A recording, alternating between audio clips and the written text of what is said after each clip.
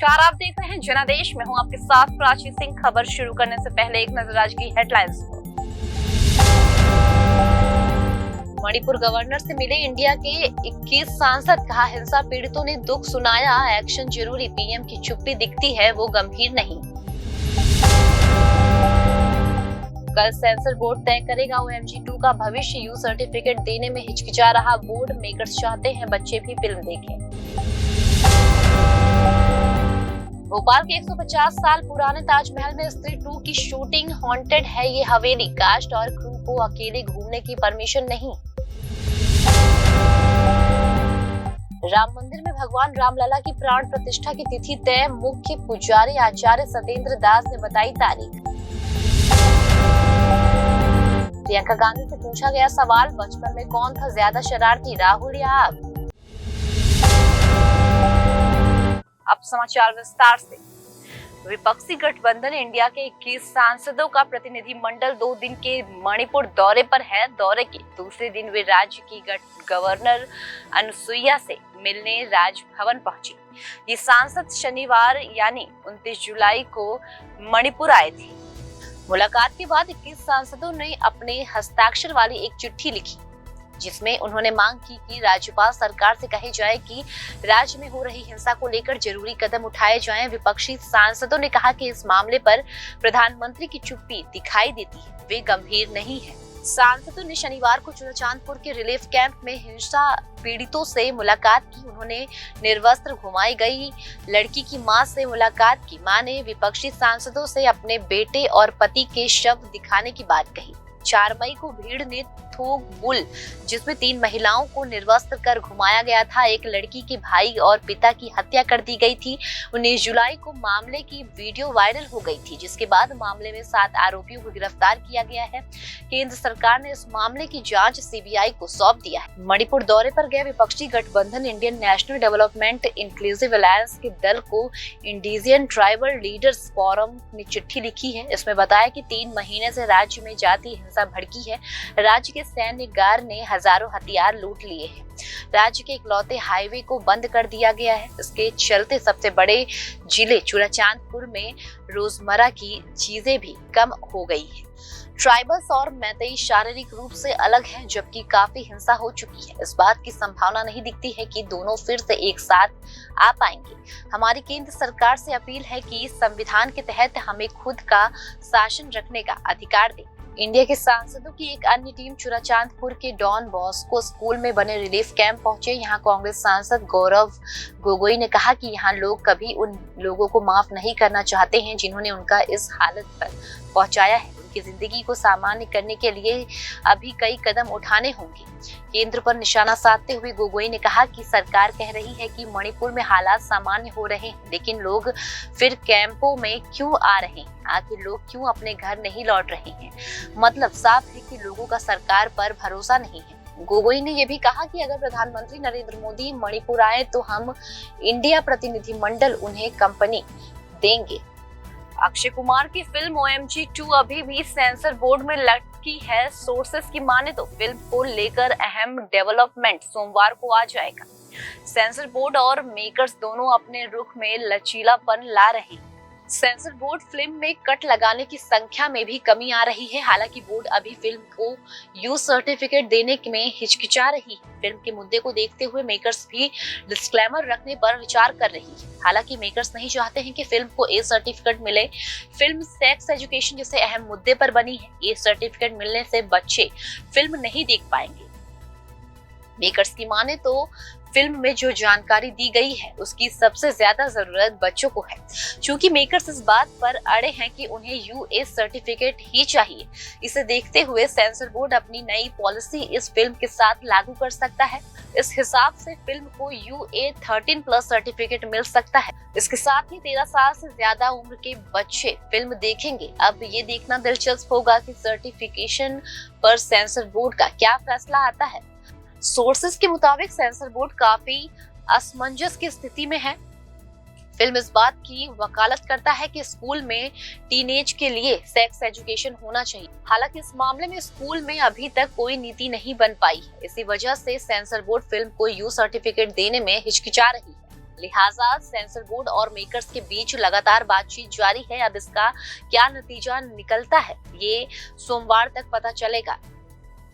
पहले 3 तरह से फिल्म को सर्टिफाई किया जाता है। पहला था यू, जिसे यूनिवर्सल कहा जाता है। अगर किसी फिल्म को यू सर्टिफिकेट मिलता है तो इसका मतलब उसे भी एज ग्रुप का व्यक्ति बिना किसी रिस्ट्रिक्शन के देख सकता है। दूसरे नंबर पर आती है यूए सर्टिफाइड फिल्म। अगर कोई बच्चा 18 साल से कम है तो वो पेरेंट्स के मार्गदर्शन में यूए सर्टिफाइड फिल्म देख सकता है। तीसरा नंबर पर आता है ए सर्टिफिकेट वाली फिल्म। इन फिल्मों में सिर्फ वही लोग देख सकते हैं जिसकी उम्र 18 से ज्यादा हो चुकी है। अब संसद में सिनेमेटोग्राफी एक्ट 1952 संशोधित विधेयक पारित हो गया है। इस बिल को कुछ नई कैटेगरी जैसे UA7+, UA13+ और UA16+ को शामिल किया गया है। अब फिल्मों को यूए सर्टिफिकेशन के तहत 7 साल, 13 साल और 16 साल के दर्शक वर्ग के लिए अलग अलग सर्टिफाइड किया जाएगा।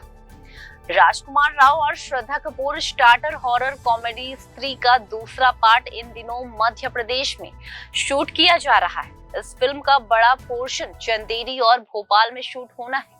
सुनने में आया कि मेकर्स इस पार्ट को 150 साल पुरानी हवेली में शूट करने की प्लानिंग कर रहे हैं। भोपाल स्थित इस हवेली को लोग ताजमहल हवेली के नाम से पुकारते हैं। फिल्म के फर्स्ट पार्ट की भी शूटिंग इसी हवेली में हुई थी। लोगों की माने तो ये एक भूतिया हवेली है। हालांकि अभी इस मामले पर ऑफिशियल कंफर्मेशन आना बाकी है। फिल्म से जुड़े सूत्रों ने बताया इस हवेली को लेकर कई तरह के किस्से मशहूर हैं, कुछ मान्यताएं भी। ऐसे में कुछ पहले पार्ट की शूटिंग के दौरान यहाँ क्रू मेंबर्स को स्थानीय लोगों ने कई तरह की हिदायतें दी थी। हवेली में शूटिंग के दौरान एक्ट्रेस और फीमेल जूनियर आर्टिस्ट को बाल खुले रखने की मनाही थी। इसके अलावा किसी को भी हवेली में अकेले घूमने की इजाजत नहीं थी। सूत्रों ने आगे बताया ये हवेली पिछले 30 से 40 साल से खाली पड़ी हुई है। इसे टूरिस्ट डिपार्टमेंट ने किसी को रख रखावा के लिए दिया है और हवेली को होटल के तौर पर रेनोवेट करने की भी प्लानिंग चल रही है, पर अभी तक ऐसा हो नहीं पाया है। ऐसे में फिलहाल इस हवेली में कभी कभार फिल्मों की शूटिंग होती रहती है। हालांकि पार्ट 2 के लिए मेकर्स इसके अलावा कुछ और हॉन्टेड हवेली को भी तलाश रहे हैं। देखना दिलचस्प होगा कि फाइनली शूटिंग कहाँ होगी। रामलला की प्राण प्रतिष्ठा की शुभ तारीख आ गई है। 24 जनवरी को भव्य दिव्य गर्भगृह में रामलला विराजमान होंगे। 15 जनवरी 2024 से कार्यक्रम शुरू होगा। आज दर्शन मार्ग का शुभारंभ होगा।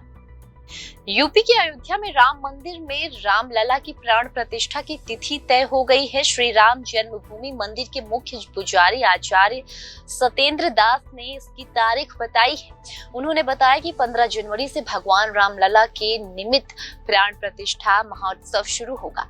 भगवान रामलला की प्राण प्रतिष्ठा को लेकर तिथि लगभग तय हो चुकी है और आने वाली 24 जनवरी को 2024 में रामलला की प्राण प्रतिष्ठा पूरी हो जाएगी। ये दावा श्री राम जन्मभूमि मंदिर के मुख्य पुजारी आचार्य सतेंद्र दास कर रहे हैं। भगवान रामलला की प्राण प्रतिष्ठा को लेकर तिथि का लगभग चयन हो चुका है। ये हम नहीं कह रहे, ये दावा श्री राम जन्मभूमि मंदिर के मुख्य पुजारी आचार्य सतेंद्र दास कर रहे हैं। रामलला के प्रधान पुजारी आचार्य सतेंद्र दास की माने तो 14 जनवरी को खरवास खत्म होगा। 15 जनवरी से भगवान रामलला के निमित्त प्राण प्रतिष्ठा महोत्सव शुरू होगा और 24 जनवरी को देश के प्रकांड विद्वानों की मौजूदगी में वैदिक मंत्रोच्चारण के साथ प्राण प्रतिष्ठा महोत्सव संपन्न होगा, जिसके बाद भगवान रामलला को भव्य मंदिर में विराजमान कराया जाएगा। इतना ही नहीं, भगवान रामलला के प्रधान पुजारी आचार्य सतेंद्र दास ने कहा कि देश के प्रधानमंत्री नरेंद्र मोदी को इसके लिए आमंत्रित पत्र भेजा जा चुका है। 24 जनवरी को भगवान रामलला भव्य मंदिर में विराजमान होंगे। इस दरमियान देश और दुनिया के राम भक्तों राम नगरी में मौजूद होंगे। अयोध्या आने वाले राम भक्तों के लिए राम मंदिर ट्रस्ट रुकने और भोजन की व्यवस्था करेगा। बता दें कि 14 जनवरी को खरवास खत्म हो जाएगा। 15 जनवरी से भगवान रामलला की मूर्ति की प्राण प्रतिष्ठा का महोत्सव शुरू हो जाएगा, जो कि 24 जनवरी को देश की प्रकांड विद्वानों की मौजूदगी में वैदिक मंत्रोच्चारण के साथ प्राण प्रतिष्ठा महोत्सव संपन्न होगा, जिसके बाद भगवान रामलला को भव्य मंदिर में विराजमान किया जाएगा। इसके लिए प्रधानमंत्री मोदी को निमंत्रण भेजा जा चुका है। 24 जनवरी को भगवान रामलला अयोध्या में बन रहे भव्य मंदिर में विराजमान हो जाएंगे। इस दौरान देश और दुनिया के राम भक्त राम नगरी में मौजूद रहेंगे। अयोध्या आने वाले श्रद्धालुओं के लिए राम मंदिर ट्रस्ट रुकने और भोजन की व्यवस्था करेगा।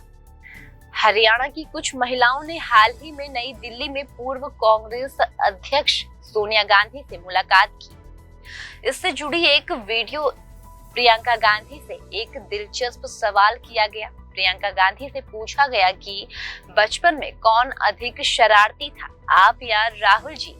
हरियाणा की कुछ महिलाओं ने हाल ही में नई दिल्ली में पूर्व कांग्रेस अध्यक्ष सोनिया गांधी से मुलाकात की और उनमें से एक ने उनसे राहुल गांधी की शादी के बारे में पूछ लिया।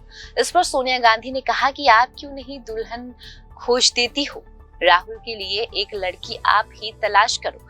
जब हरियाणा की ये महिला कांग्रेस के दिग्गज नेता सोनिया गांधी से मिलने आई, तब इससे जुड़ी वीडियो को राहुल गांधी और प्रियंका गांधी दोनों ने अपने इंस्टाग्राम पेज पर डाला है।